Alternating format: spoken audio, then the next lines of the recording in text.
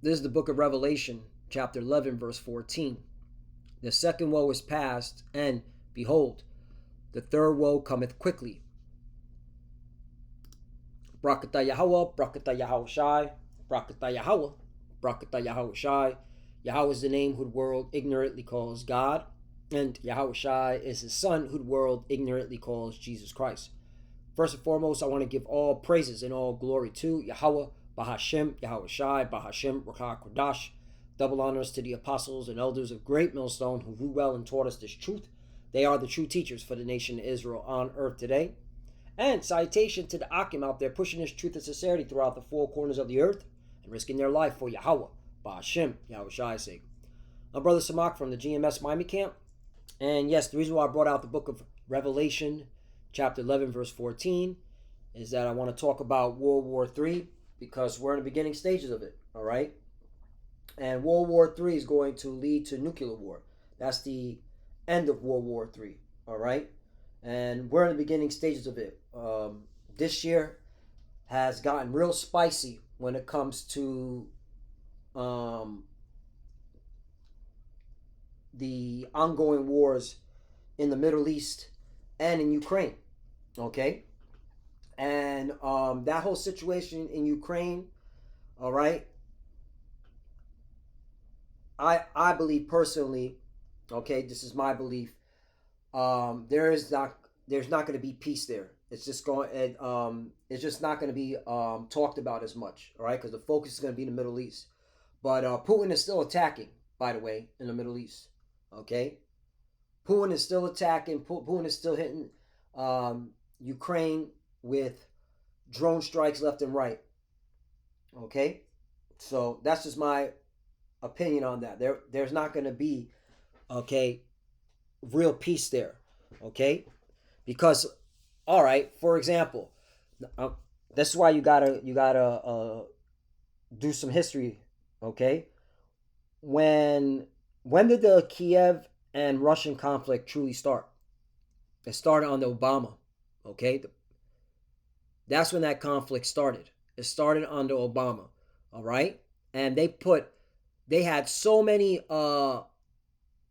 so-called peace agreements, like the Minsk agreement. Let me show you. Let's get to some history because this whole thing with Trump and Russia and making the deal, it's all BS, all right? That war in Ukraine is not going away. They're just not going to televise it as much, all right? You have to go to alternative news. So Minsk agreement, Minsk Accords. Maybe that's what it is. Minsk Accords. Minsk Agreement. Yep, there it is. Minsk Agreement redirects here. Okay, Minsk Agreement were a series of international agreements which sought to end the Donbass war fought between armed Russian separatist groups and armed forces of Ukraine, with Russian regular forces playing a central part. After defeat at Ovsk at the end of August 2014, Russia forced Ukraine to sign the first Minsk Protocol, or the Minsk I. It was drafted by the Trilateral Contact Group on Ukraine, consisting of Ukraine, Russia, and the Organization of Security and Cooperation in Europe, with mediation by the leaders of France. Okay, so this is the first so-called peace treaty. All right. After extended talks in Minsk, Belarus, the agreement was signed on 5 September 2014 by representatives of the Trilateral Contact Group and without recognition of their status. All right? The agreement, this is the point, the agreement failed to stop fighting. As it started January 2015, Russia sent another large batch of its regular military. So there you go. And then you had Minsk II and all these things. Okay?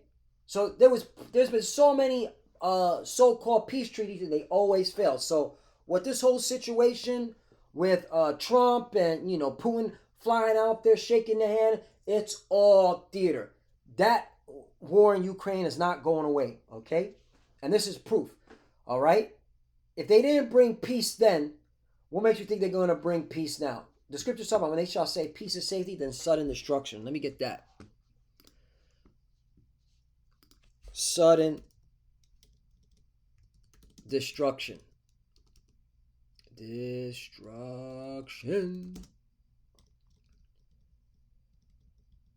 You know, yeah, sudden destruction. There we go. Not distraction, destruction. All right, 1 Thessalonians chapter 5, verse 3. For when they shall say, peace and safety, then sudden destruction cometh upon them, as should hail upon a woman with child, and they shall not escape. Exactly, okay? Because this World War III is only going to get bigger, all right? And it's going to lead nuclear. We're just in the beginning stages of it, all right? So now let's go to Iran, the Persians, and them JJs. Because, you know, people don't forgot about this, all right? Because the news media, CNN and Fox ain't talking about it, all right? I guess, you know, because they ain't talking about it, it must not be, everything must be cool and peachy. Wrong, you're wrong, you're wrong, okay? They, Iran, the Persians, and them JJs, them imposters, them 1948ers, all right? The small hats, all right? They have been just mending their wounds, okay, and rebuilding and reassessing, okay? That's what this ceasefire is all about, okay? That this whole so-called ceasefire, all right, was just to calm the nerves of the people, all right? But the Persians and them JJs, they know they're gonna go blow for blow, all right? So let's read this, okay? Iran on Monday denied its ceasefire agreement with them JJs that ended the 12-day war in June and asserted that fresh warfare could start soon, right? Okay, and the JJs are saying the same thing. Rahim Safavi, senior military advisor to Iranian Supreme Leader Ayatollah Ali Khamenei, told Iranian state media Monday that there is no ceasefire between the Persians and them JJs and stressed the importance of military readiness. We must be prepared for the worst case scenario. There's no protocol between us and JJs and the U.S., right? Because America's involved in this war too, all right? America's involved in this war. They attacked, okay, another country. There's no ceasefire, Mr. Savali said. A new war with JJs could break out any moment. We must be strong and prepared. Mr. Savali's comments came as Iran, then Persia picks up the pieces after the devastating 12-day war with the JJs in June. All right, and them JJs got smacked around too. This is why they've been telling the media not to record, all right, their the damage, okay, not to report it.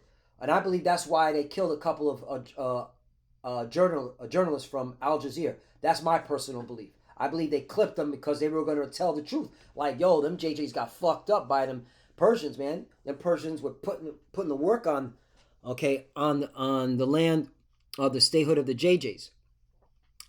The JJ's target attacks.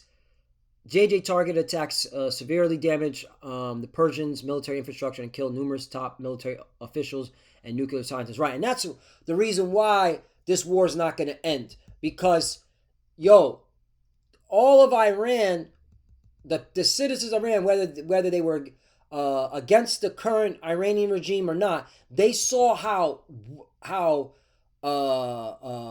what's it called? How them JJs truly got down. Them JJs were killing military officers and nuclear scientists. Okay, so it actually rallied all these Persians to stick together, no matter their differences.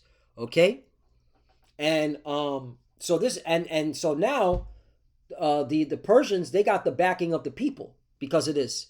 All right, and of course this is of the Lord. The Lord's making sure that this World War III doesn't stop. It gets bigger and bigger. All right, we're in piecemeals. We're in World War III piecemeal. In fact, I remember many moons ago. All right, was it the Pope that said this? World War III piecemeal.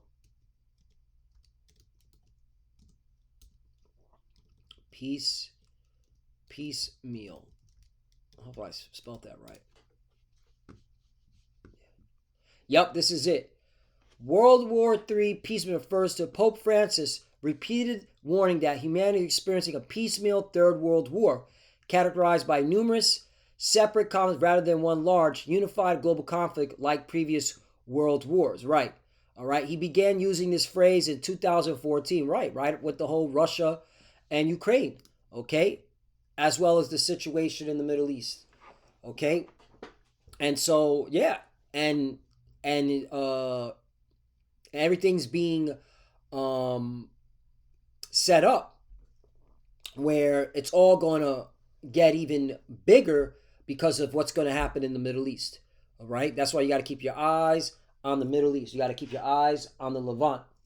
All right, you also got, so yeah, so that was what who coined this phrase, right? It says he began using this phrase in 2014, cited the dangers of terrorism, the arms trade, and has continued to use it. Is it to describe the proliferation of conflicts in places like Ukraine, Syria, and Africa, right? Even Africa, okay. You got Russia backing several African nations, while America's backing several African nations, okay? Africa's so that's a world war, all right? Alongside attitude of indifference to suffering, right? So back to the Middle East, because hey, all it takes is an event. USS Nimitz, okay? USS Nimitz, and I'm gonna keep talking about this because this motherfucking aircraft carrier is just the only aircraft carrier hanging around the Middle East. Is the USS Nimitz is currently in the Middle East, operating in the U.S. Central Command's area of responsibility, having recently arrived from the Pacific on its final deployment before decommissioning in 2026. So they got to get rid of this thing anyway. Why not allow a false flag, or them Persians hit it? You know, because America and them JJs attack them, so they'll end up attacking the USS Nimitz. This thing is a sitting duck. This thing has been in the Middle East for a hot minute, okay? And again, that's why you got to keep your eye on the Middle East, okay? And look, Iran, all right, has ready new missiles for warfare, okay? Tehran has built new generation of advanced missiles that are ready to be used against the JJs if there's another attack, Iran's defense minister said on Wednesday. Today we possess missiles with far better capabilities. Right, and that was another thing I was reading. That when Iran and them JJs were fighting in June, Iran was just using all their old ballistic missiles. All right, they weren't even using their latest technology. They were using old missiles. Okay, old ballistic missiles that they were building. Okay, decades ago, and that the dome of the fuck do they call it? The dome of the that JJ dome. The name doesn't come to me. Okay, what was not able to stop all those missiles. Okay, they were not able to stop all those missiles, and to show how weak that dome truly is. Okay, so yeah, so it's about to get extra spicy. So that's why when they shall say peace, safety, then sudden destruction. So yeah, we're in the beginning stages of World War III. It's just in piecemeal, and it's only going to get a lot bigger. Second Esdras chapter 16 verse 1. Woe be unto thee, Babylon and Asia. Woe be unto thee, Egypt and Syria. 2. Gird up yourselves with cloths of sack and hair. Bewail your children and be sorry, for your destruction is at hand. Right, a lot of young men are going to die in the wars. Okay, and that's how we know Isaiah 4:1 is coming. Okay, yeah, all right. There's going to be a heavy depopulation of men because they shall die in the wars and in the famines. Okay. In fact, just let's bring it down. Let's bring it down. Here it is. Second Esdras chapter 16 verse 33. The virgins shall mourn, having no bridegrooms. The women shall mourn, having no husbands. Their daughters shall mourn, having no helpers, right, because of the wars. 34, in the wars shall their bridegrooms be destroyed, and their husbands shall perish of famine, right, because war and famine go hand in hand, okay? War and famine go hand in hand, all right? When you do sanctions and you do embargoes, you're creating famines, all right? And that's what's going to cause civil unrest too, because that's the whole idea. You want to create the conditions for your enemies so unbearable that they have to police their own. All right. In America, all right, you're being set up because you're going to see a civil war in your own land. All right. There's already famine seeping in. All right. And the Lord is creating that famine by all the weather warfare. All right. A lot of the crops are being destroyed. A lot of the vegetation is being depleted. Okay, so a famine is seeping in too. That's why the U.S. military is in food insecurity. Okay, and various states are in food insecurity. Okay, food insecurity, which is a famine. So yeah, so Lord willing, that's edifying. Okay, World War III is just getting started. It's about to get real spicy, and that's why you gotta keep your eye in the Middle East. Okay, keep your eye in that area because it's gonna get hot. And watch for this USS Nimitz. All right, I'm just seeing it. I'm like, hey, this could be the event that's needed to make the wars even 10 times bigger. All right, because this USS Nimitz is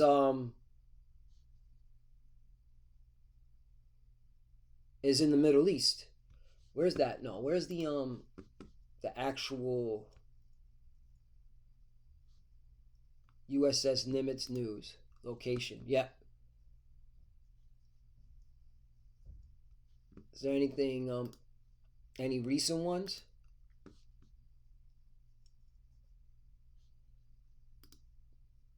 This is 4 days ago. Yep, there it is. USS Nimitz just hanging around near Iran. What just sitting there. All right, and it's supposed to be decommissioned by 2026. So, why not just get rid of it?